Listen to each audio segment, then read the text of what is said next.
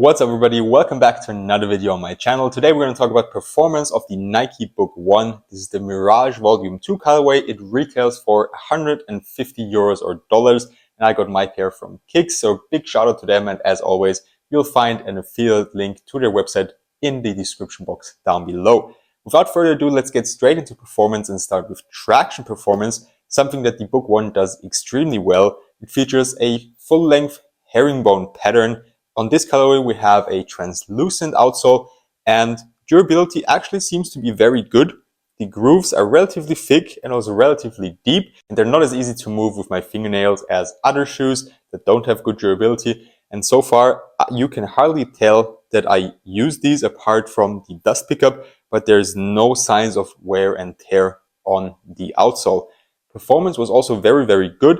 They do pick up quite some dust, but it's nothing that will stop the performance from being good if you just wipe from time to time. And let's be honest, every basketball player does that anyways. So they were very, very good on clean courts. I haven't played with them on extremely dusty courts yet, but I think they should also be good. And as I mentioned, because durability is good, I think these will also be a nice option for outdoors. And of course, the look of the shoe and the design is very, very inviting just to hoop with them on an outside court and then keep them on for the walk home. Moving on to the cushioning setup, it's a very, very interesting feature because Devin Booker's favorite shoe is the Nike Kobe 4, and we have the same setup concerning the cushioning setup as on the Nike Kobe 4. We have a heel air zoom unit encapsulated in a full bed of Cushlon foam, and it's very comfortable, especially in the heel. The forefoot is very low to the ground.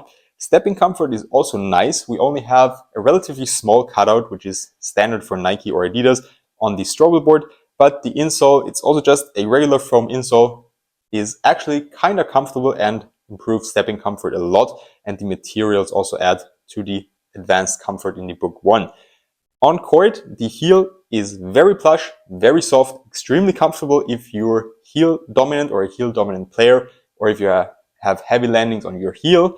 The forefoot is really, really low to the ground. So I mean, it almost feels like you're walking on the ground. I don't know how much Cushlon foam is in there in the forefoot, but it really feels like you're walking on the ground.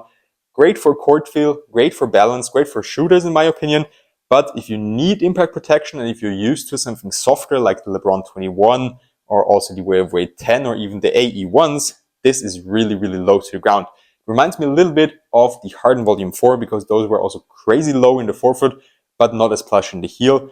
And they probably feel like, or they feel the most like the Nike Kobe 4, which is great because that is actually what Devin Booker wanted to achieve with this shoe, as the Kobe 4 is his favorite shoe to play in. Moving on to the support features of the Book 1, there were actually some concerns that these will be too high off the ground, but I think you got the picture when I was talking about the forefoot that you're really, really low to the ground, so it doesn't feel like that at all. It just looks a bit weird because the midsole is so thick, so you get the impression that you sit really high off the ground and it's wobbly and unstable, but that's not at all the case. You actually sit a little bit underneath the midsole so that the midsole can act as a small outrigger for improved lateral stability and lateral support, which is very nice in my opinion.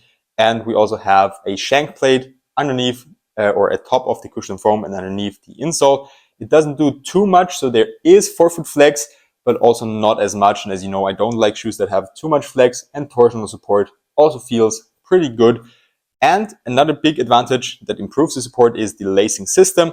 It keeps you locked in and going nowhere. Something I did notice though is that even though you're very low to the ground and you have decent support features, it does feel a little, like really a minor bit unstable in the midfoot area on extremely hard lateral movements.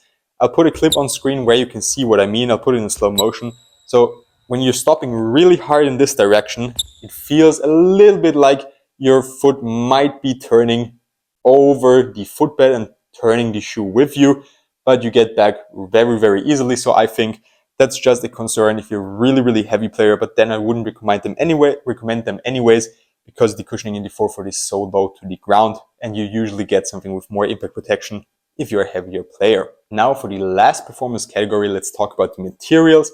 We have 3 different materials on the Book 1. We have real leather here in the toe box, we have a suede, and we also have a canvas here in this area, and the materials are extremely comfortable. Usually, I'm not the biggest fan of real leather shoes because they take a lot of time to break in and sometimes they pinch me, especially because I have a very wide midfoot, but that was not the case at all.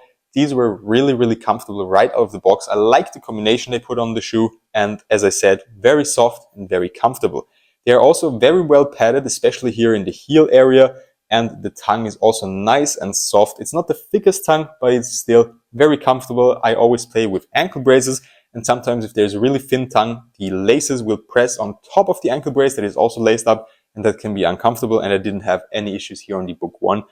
And what I like most about the materials is how padded and soft the heel area here is and how cozy the shoe feels on foot. Whenever I put them on, they fit very well and they felt extremely comfy and cozy, and it was good to go to practice in them.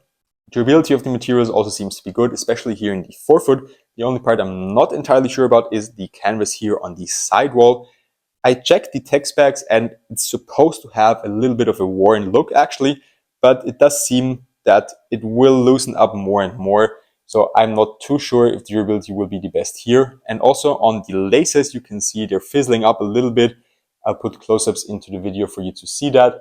So maybe keep an eye out for that. Now for the fit of the Book 1, they are really, really narrow. So I would recommend going up half a size if you have wide feet. If you don't have wide feet, I think you will be good with going true to size because the materials are soft and they will conform to your feet pretty well. The weight of the Book 1 is also a big plus point for the shoe as they feel very, very light on foot. Keep in mind, this is a size 14, so they come in at 457 grams or 16.10 ounces, which is a pretty decent weight for a shoe with premium feeling materials. With that being said, that's all I have on the performance of the Book 1. I really, really like this shoe and they're definitely in my top 5 of 2024 so far. We'll see if they can stay there until the end, but I really like the design and I also like the performance on court. If you want to know more about the design and the little details that are hidden on the shoe or also on the insole, check out the first impressions video I uploaded on the Book 1 about a week ago. I talk about the details there a lot more. I didn't want to put it in the performance review this time around. With that being said, thanks for watching, leave a like, subscribe to my channel, and see you next time for more performance reviews. Before we get into performance aspects, I want to talk a little bit about the details on the shoe because I'm a big fan of what Nike and Devin Booker did there. We have this heel tab here where it says Chapter 1 and it's reminiscent of the back of a book with the 96, of course, for the year Devin Booker was born in. Then also on the insoles, here on this one we have this Nike swoosh with a little asterisk. All orange insoles also go really hard in my opinion. And on this pair we have a barcode with what looks to be some random numbers, but they actually mean something significant throughout Devin Booker's career.